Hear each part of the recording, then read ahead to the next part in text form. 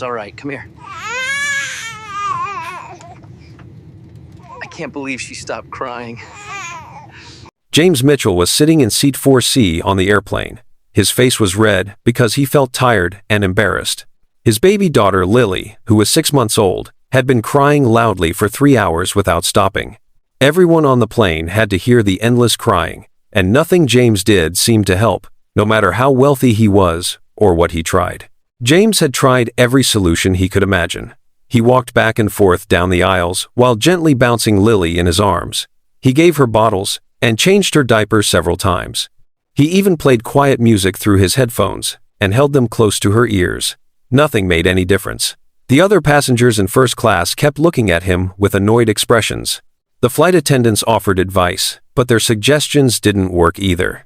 Even the pilot made an announcement about ensuring all passengers were comfortable, and James understood this message was directed at him. Then something unexpected and wonderful occurred.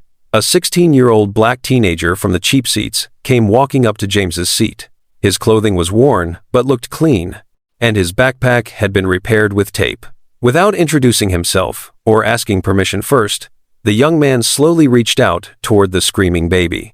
"May I?" he asked in a soft voice. His youthful tone somehow broke through Lily's loud cries. James was so exhausted and desperate that he didn't question why a stranger, especially a teenager, wanted to help. He simply nodded his head, too worn out to worry about rules or what seemed appropriate. "Hey everyone, thanks for stopping by. Comment where you're watching from and the time in your area someone near you might be watching too, and I would like to know how far this story goes. Hit like, share, subscribe, and tap the bell so you never miss a story. Watch till the very end, the final twist will blow your mind. Let's jump right in." The instant the boy's hands made contact with Lily, something miraculous took place. The screaming stopped completely. Total silence spread throughout the entire airplane, as 200 passengers stopped breathing for a moment, wondering if this incredible quiet would continue. The teenager held Lily with a level of skill that seemed impossible for someone so young. He gently pressed certain points on her back while humming a quiet melody that James had never heard before. Lily's eyes, which had been tightly closed in pain for hours, slowly opened and looked up at the boy's face. For the first time since takeoff, she appeared calm, relaxed, and almost content. "How did you do that?" James whispered, staring at this mysterious young man who had accomplished what professional nannies and pediatricians couldn't achieve. The boy gave a gentle smile. "My baby sister had colic. It took me many months to discover what actually helped her." James glanced around the cabin and noticed something that made his heart beat faster. Every single passenger was looking at them, not with anger like before, but with wonder and gratitude. But what surprised James most was what he observed about this young person who had just performed a miracle with his daughter. The boy's backpack was covered with patches from math competitions. His notebook was filled with difficult equations, and there was intelligence in his eyes that seemed far beyond his young age. "Who are you?" James asked, his voice filled with amazement. The teenager looked directly into James's eyes with a maturity that was startling. "My name is Tyler Brooks. I'm 16 years old. I'm from Southside, Chicago, and I'm traveling to London to compete in the International Mathematics Competition Championship." James felt his entire world shift as he understood that the person who had just saved his sanity and his daughter's comfort wasn't some trained professional or wealthy person like himself. He was a brilliant teenager from one of the most difficult neighborhoods in America. But as Tyler continued holding Lily, who was now making happy sounds, James had no idea that this chance meeting was about to reveal a story of dedication, sacrifice, and genius that would transform both their lives forever. And neither of them knew that what happened next would challenge everything James believed he knew about worth, intelligence, and what it truly means to help someone in need. James was a 42-year-old CEO of Mitchell Technologies, a company worth over $8 billion that worked with artificial intelligence and machine learning. He was traveling to London for crucial board meetings that could determine the future of his company's expansion into European markets. Usually, James traveled by himself, focusing on work during flights and making business calls from high in the sky. But this trip was different because his wife Jennifer was recovering from emergency surgery and couldn't take care of their 6-month-old daughter, Lily. "I can reschedule the London meetings," James had told Jennifer as she lay in the hospital bed. "Absolutely not," Jennifer replied firmly. "This deal is too important for the company. Take Lily with you." How difficult can it be to manage a baby for a 5-day business trip? James had hired the best nanny agency in the city to find someone who could travel with them. But the nanny had called in sick at the last minute with food poisoning. With no time to find a replacement, James found himself boarding a plane to London with a 6-month-old baby, no experience caring for children, and a packed schedule of important business meetings. For the first hour of the flight, Lily had been perfect. She slept peacefully in her first-class baby bed, while James reviewed contracts and financial reports. He began to think that his wife had been right. How difficult could it be? Then Lily woke up screaming, and James's confidence disappeared completely. He tried feeding her the bottle that Jennifer had prepared, but Lily pushed it away with her tiny hands and cried even harder.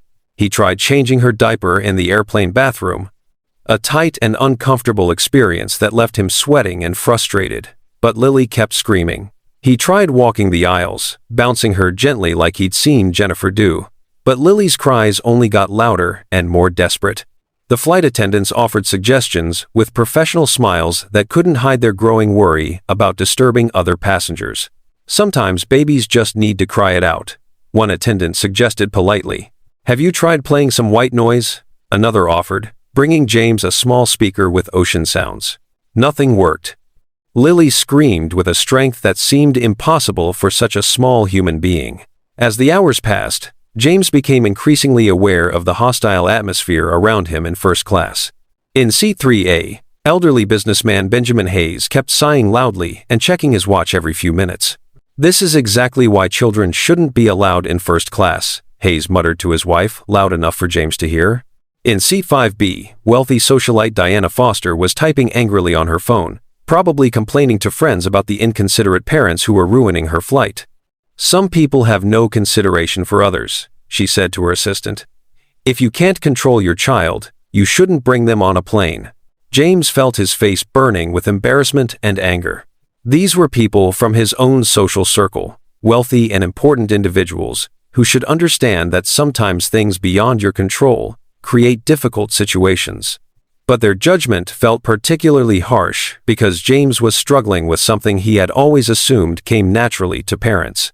He was a brilliant businessman who could manage billion-dollar deals and lead teams of hundreds of employees, yet he couldn't figure out how to comfort his own 6-month-old daughter. The most painful part was watching Lily's distress and feeling completely helpless to fix it. Every cry seemed to express not just physical discomfort, but a deeper need that James didn't understand how to meet. As the flight continued, James began to panic about more than just the immediate situation. He had 5 days of important business meetings in London, and he couldn't bring a screaming baby into boardrooms filled with potential investors and partners. His entire European expansion deal could fall apart if he couldn't figure out how to care for Lily properly. What James didn't know was that 3 rows behind him in economy class, 16-year-old Tyler Brooks had been listening to Lily's cries with growing concern and understanding. Tyler was traveling to London alone, carrying a backpack with his few belongings and a plane ticket bought with money his community had raised through bake sales, car washes, and small donations. The International Mathematics Competition Championship was his one chance to earn a full scholarship to MIT, an opportunity that could change not just his life, but his entire family's future. Tyler came from Southside Chicago, where he lived with his mother Angela, grandmother Helen, and 3 younger siblings in a 2-bedroom apartment. His mother worked double shifts as a nurse's aide to support the family, while his grandmother cared for the children during the day. 2 years earlier, Tyler's youngest sister Sophie had been born with severe colic that kept her crying for hours every day and night. The family couldn't afford to take Sophie to specialists or buy expensive treatments, so Tyler had spent months researching colic remedies, learning about baby massage techniques, and trying different approaches to soothe his sister.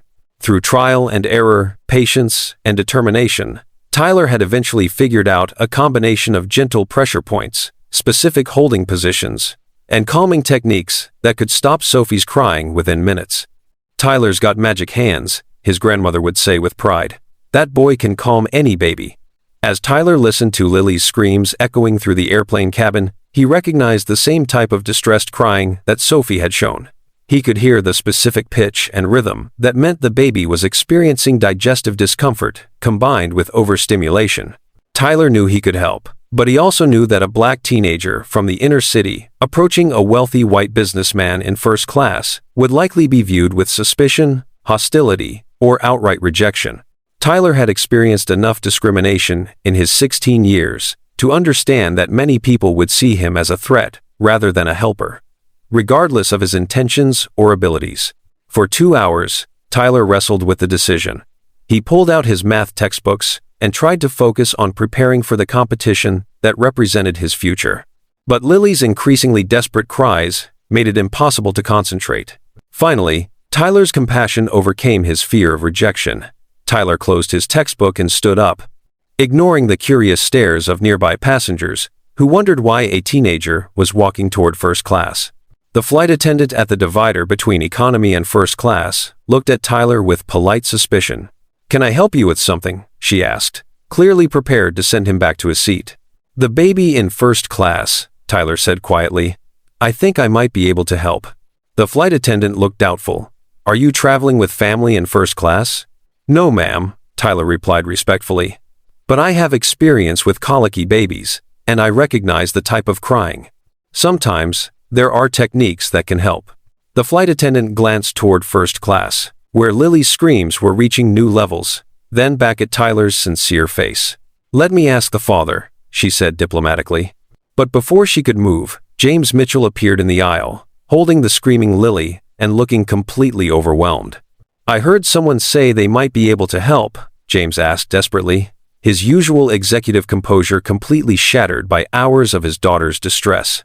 Tyler took a deep breath, knowing that this moment would determine whether he would be accepted as a helper or dismissed as an inappropriate intruder. "Sir, my name is Tyler Brooks. I know I'm just a kid, but I have a baby sister who had really bad colic, and I learned some techniques that helped her. I think your daughter might be experiencing similar discomfort." James looked at Tyler, really looked at him for the first time. He saw intelligence in the young man's eyes, confidence in his posture, and most importantly, genuine concern for Lily's well-being. James was exhausted enough and desperate enough to consider help from any source. "What kind of techniques?" James asked, raising his voice to be heard over Lily's crying. "Gentle pressure on specific points along her spine, combined with a particular holding position that can relieve gas and digestive pressure," Tyler explained professionally. "Also, sometimes babies get overstimulated by too much bouncing and movement. They need calm, steady pressure instead."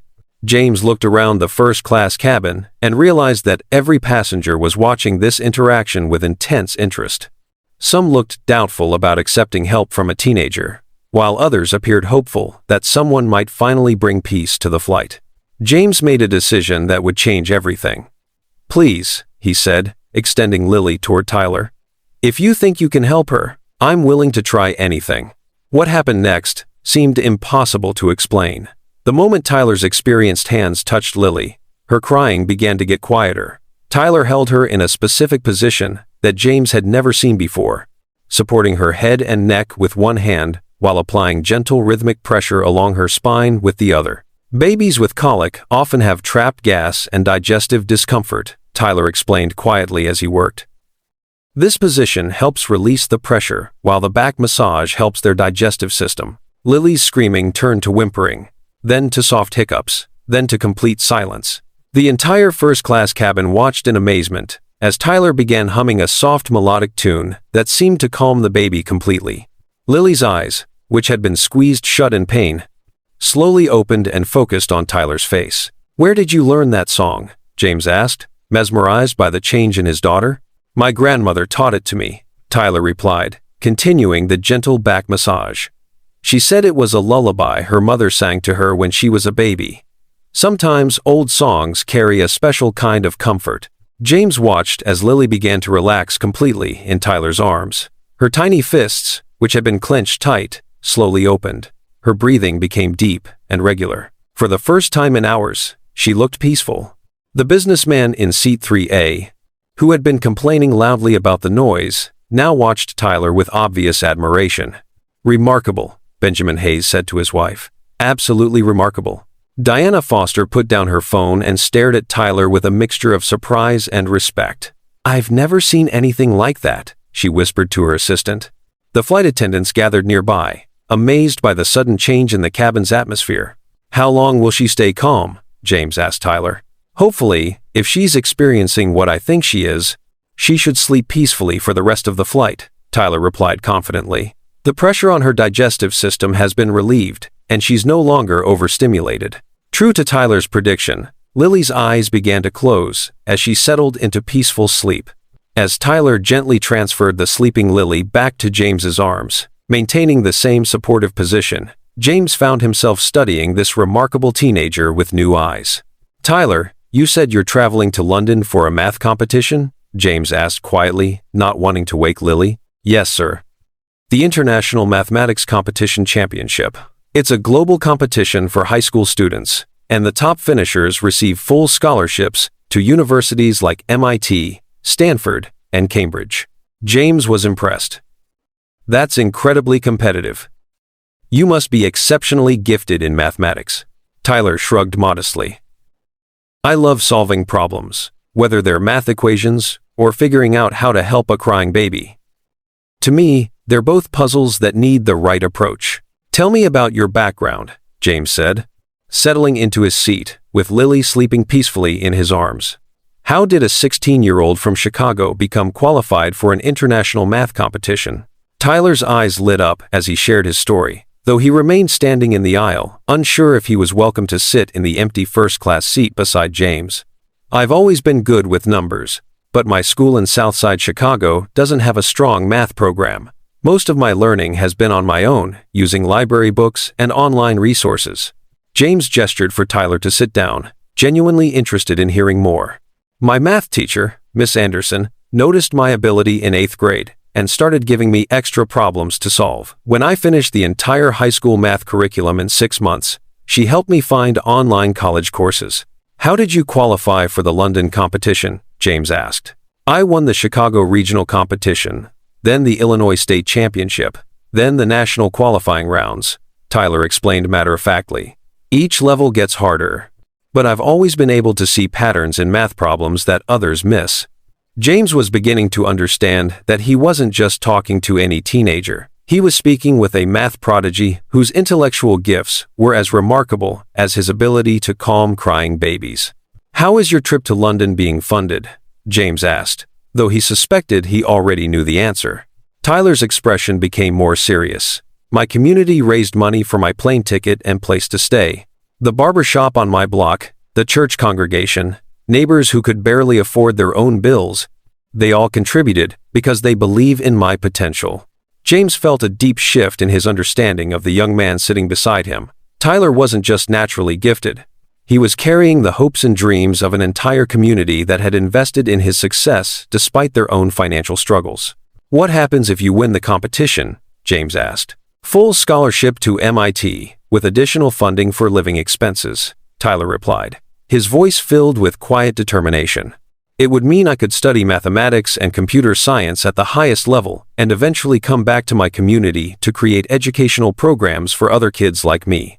James realized he was witnessing something extraordinary. Not just mathematical genius, but the kind of character and vision that could change the world if given the right opportunities. But he also recognized that Tyler was carrying enormous pressure. One competition would determine whether he could pursue his dreams or return to Chicago knowing that his community's investment in him hadn't paid off. As Lily continued sleeping peacefully, James found himself making a decision that surprised even him. "Tyler, I have a proposition for you," James said, his executive mind already forming a plan. Tyler looked curious but cautious. "What kind of proposition, sir?" "I'm in London for 5 days of important business meetings, and as you can see, I'm completely unprepared to care for Lily while conducting international business negotiations." James paused, watching Tyler's reaction carefully. "I'd like to hire you as Lily's caregiver during my London trip. I'll pay you $500 per day, provide you with a hotel room next to mine, and make sure you have transportation to and from your math competition." Tyler stared at James in shock. $500 per day, sir? That's more money than my mother makes in a week. "It's what a professional nanny would cost in London," James replied. And frankly, you've already proven you're more skilled with Lily than any professional I could hire. Tyler's mind raced as he considered what James's offer meant. The money would be life-changing for his family, but he was also concerned about staying focused on the competition that represented his future. Mr. Mitchell, I'm honored by your offer, but I need to be completely prepared for this math competition. My entire future depends on how I perform. James smiled, recognizing the maturity and priorities that Tyler was showing. I understand completely. The competition comes first. I would only need your help with Lily during my business meetings and in the evenings. You would have complete freedom to study and prepare during your free time. James leaned forward, his expression becoming more serious. Tyler, in the past 3 hours, you've shown me something that I haven't seen often in my business career. Someone who can solve problems that others can't, who stays calm under pressure, and who acts with genuine compassion rather than self-interest. What do you mean? Tyler asked. You could have stayed in your economy seat and ignored a crying baby that wasn't your responsibility. Instead, you risked rejection and embarrassment to help a stranger. That kind of character is rarer than mathematical genius. Tyler felt overwhelmed by the unexpected turn his trip to London was taking.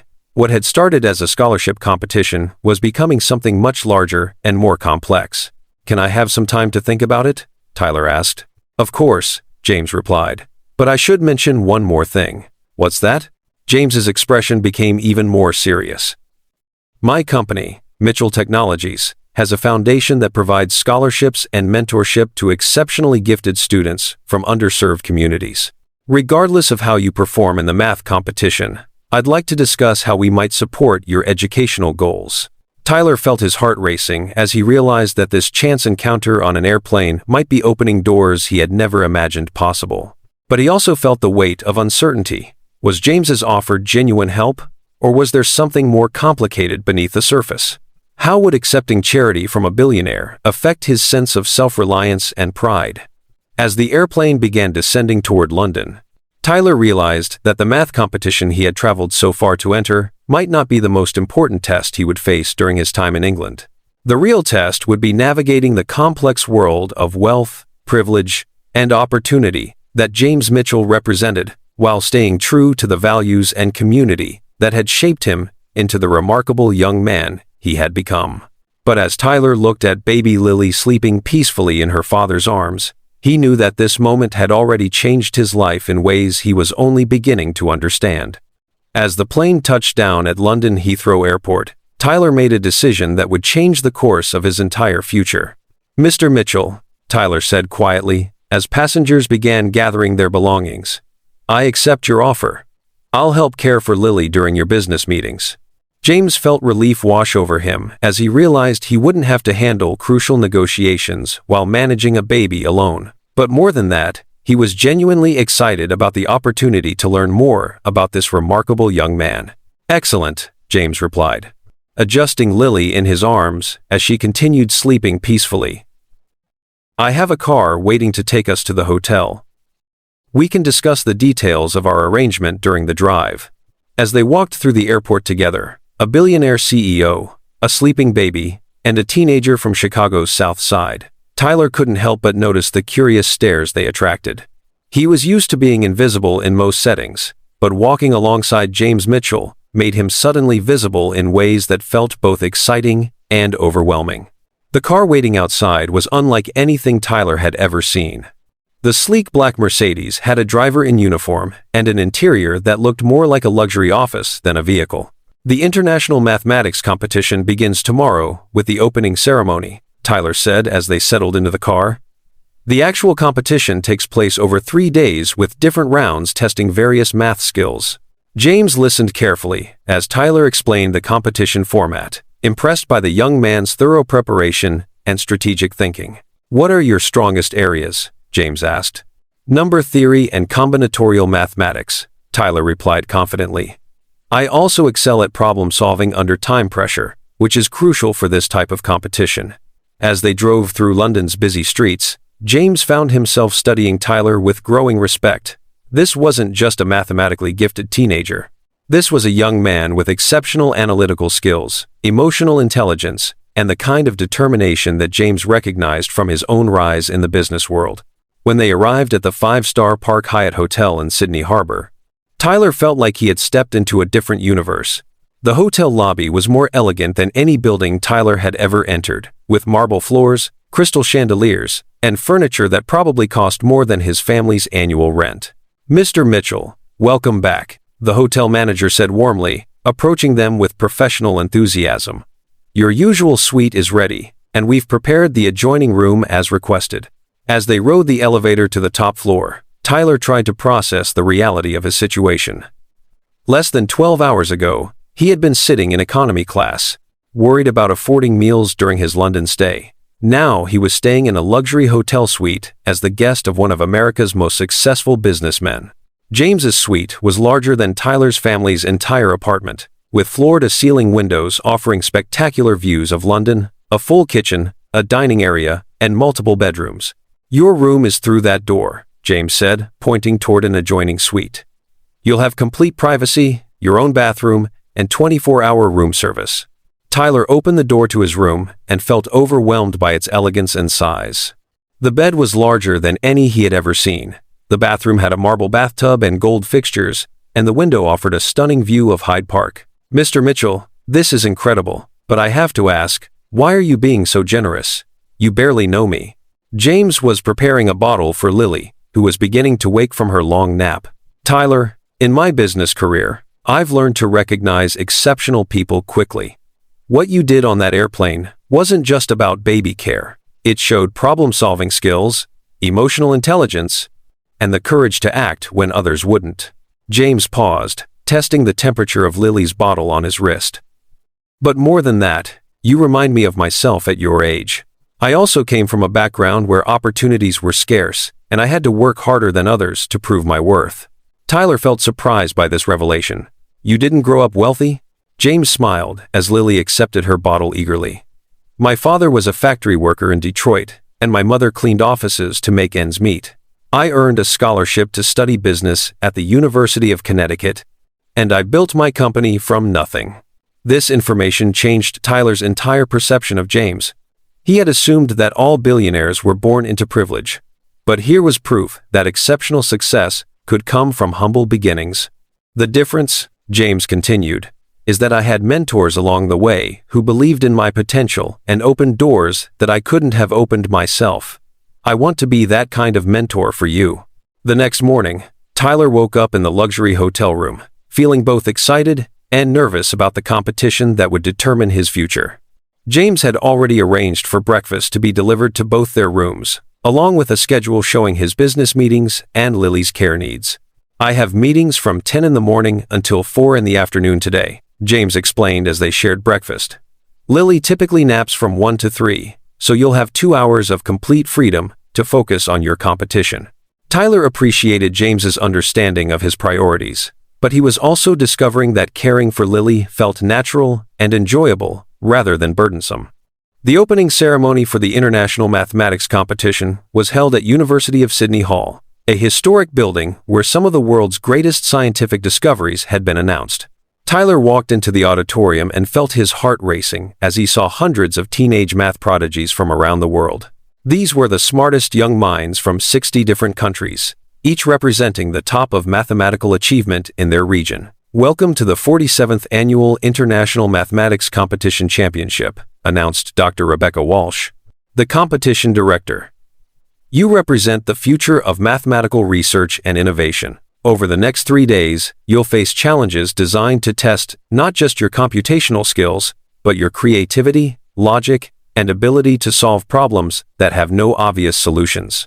Tyler looked around the auditorium and felt both intimidated and excited. Some competitors wore expensive suits and carried luxury calculators, clearly representing well-funded private schools and wealthy families. Others, like Tyler, wore simple clothes and carried basic supplies, representing communities that had sacrificed to send them here. But Tyler had learned something important during his airplane encounter with James. Success wasn't determined by background or resources. It was determined by the ability to solve problems that others couldn't solve. The first round of the competition consisted of individual problem solving. with each participant working alone to solve increasingly complex mathematical puzzles. Tyler opened his test booklet and felt his confidence surge as he read the first problem. It involved number theory, one of his strongest areas, and he could immediately see patterns that suggested multiple solution approaches.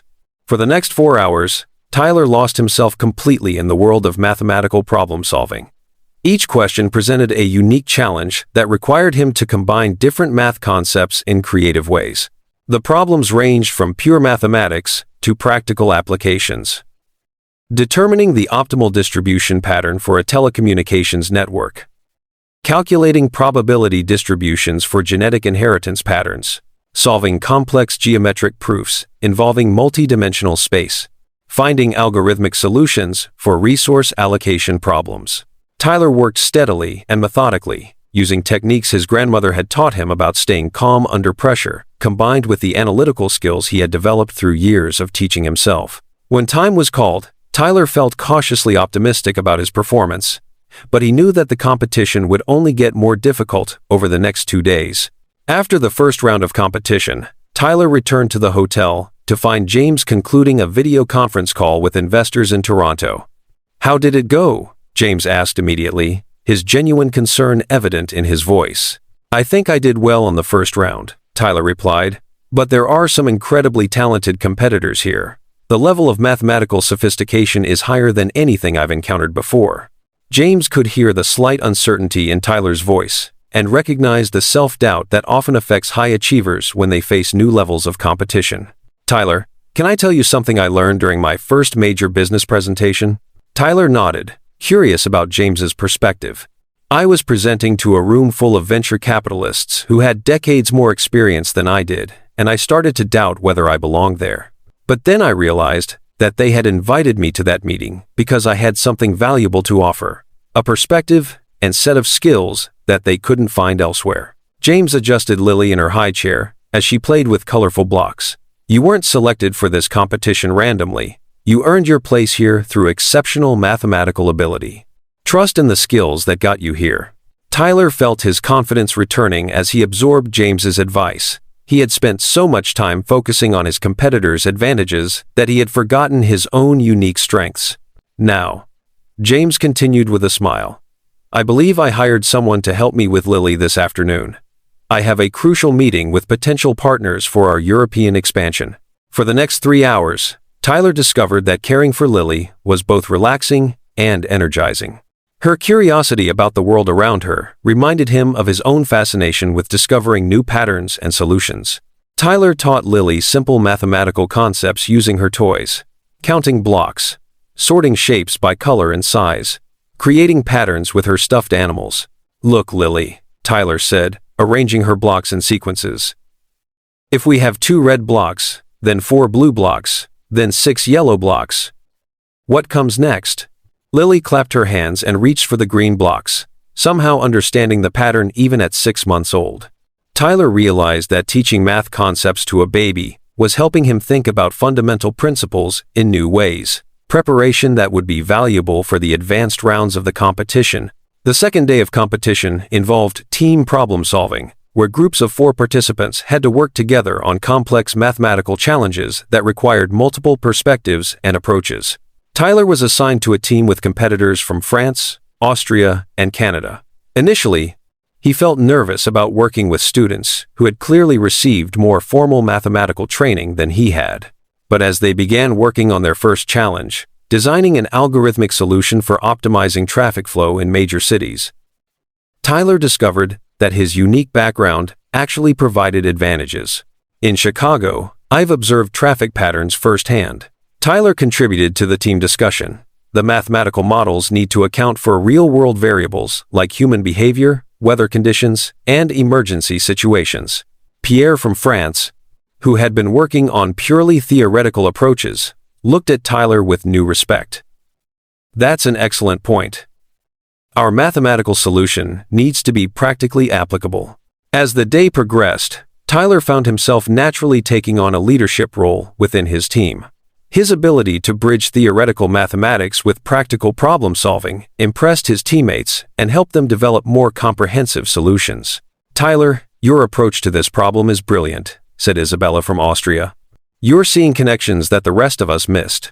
By the end of the second day, Tyler's team had scored in the top 3 for their collaborative solutions, and Tyler had earned recognition from competition judges for his innovative thinking. But more importantly, Tyler had gained confidence in his ability to compete at the highest levels of mathematical achievement while staying true to his own unique problem-solving style. That evening, as Tyler recounted his competition experiences while helping Lily with her dinner, James found himself reconsidering his initial assessment of the young man's potential. James had originally seen Tyler as a mathematically gifted teenager who deserved educational support. But watching Tyler's analytical approach to childcare, his leadership capabilities, and his ability to bridge different worlds of experience, James began to see something much more significant. "Tyler, I want to discuss something important with you," James said, after Lily had been put to bed. "What's that, Mr. Mitchell?" "Regardless of how you perform in tomorrow's final round, I want to offer you a position in my company after you complete your education." Tyler looked surprised. "What kind of position?" "I'm thinking about creating a new division, focused on applying artificial intelligence and mathematical modeling to social problems. Issues like educational inequality, healthcare accessibility, and economic development in underserved communities." James's excitement was evident as he outlined his vision. "You have something that most brilliant mathematicians lack. You understand both the theoretical aspects of problem solving and the real-world challenges faced by people who need solutions. That combination is incredibly rare and valuable." Tyler felt overwhelmed by the scope of what James was proposing. "Mr. Mitchell, that sounds amazing, but I'm still just 16 years old. I have so much to learn before I could contribute to something that important." "Exactly," James replied, "which is why I want to support your education and development over the next several years. The Mitchell Foundation will cover all your educational expenses, undergraduate, graduate, whatever level of study you want to pursue, in exchange for your commitment to eventually applying your skills to benefit communities like the one you came from."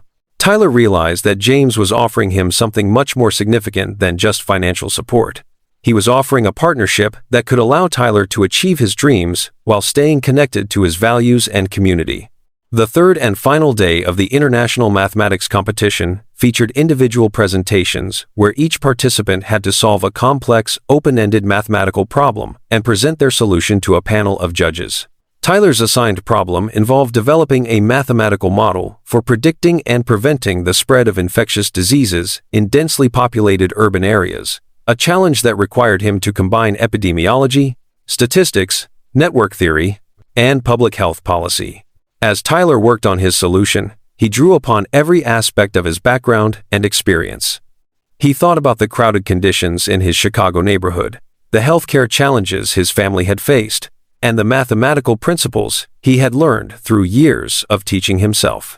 Tyler's presentation lasted 20 minutes and covered mathematical concepts that would challenge graduate students, but he delivered it with the confidence and clarity of someone who truly understood both the theoretical and practical implications of his work. "Mr. Brooks," said Dr. Sarah Kim, one of the competition judges, "your solution demonstrates not only advanced mathematical thinking, but also a sophisticated understanding of real-world applications. Can you tell us how you developed this approach?" "Ma'am, I grew up in a community where healthcare access is limited and population density creates unique challenges," Tyler replied. "I approached this problem by thinking about how mathematical models could actually help people in situations like those I've witnessed firsthand." The judges exchanged impressed looks as they realized that Tyler's background had provided him with insights that purely academic training couldn't replicate. When Tyler finished his presentation, he felt confident that he had performed at his highest level, regardless of the competition outcome. That evening at the competition's closing ceremony, Tyler sat with hundreds of other competitors as the results were announced. In third place, representing Austria, Stefan Weber. In second place, representing South Korea, Kim Jae-won. Tyler felt his heart pounding as he realized that his name could be called next, or might not be called at all. And the winner of this year's International Mathematics Competition Championship, representing the United States, Tyler Brooks, from Chicago, Illinois.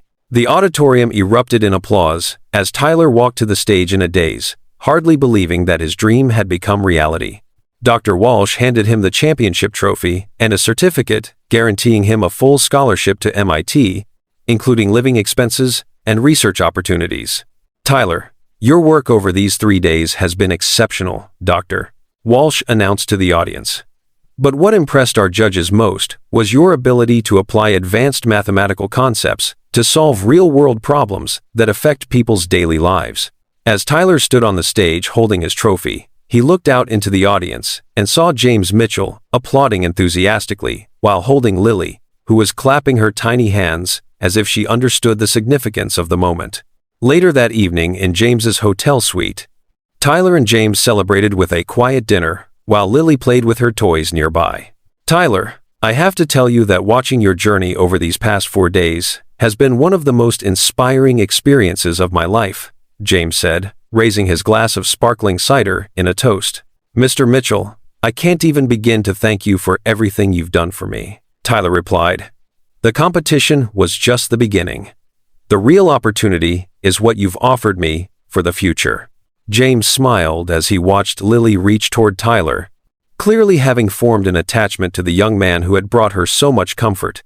"Tyler, I think we both discovered something important during this trip. You found out that your abilities can take you anywhere in the world. And I learned that mentorship isn't just about providing opportunities. It's about recognizing potential that already exists and helping it grow." Tyler picked up Lily, who made happy sounds, and grabbed his finger with her tiny hand. "You know what's funny?" Tyler said, looking down at Lily. "This all started because I helped calm a crying baby on an airplane. I never could have predicted that such a simple act of kindness would lead to all of this." James nodded thoughtfully. "That's the thing about life. You never know when doing the right thing will open doors you never imagined existed."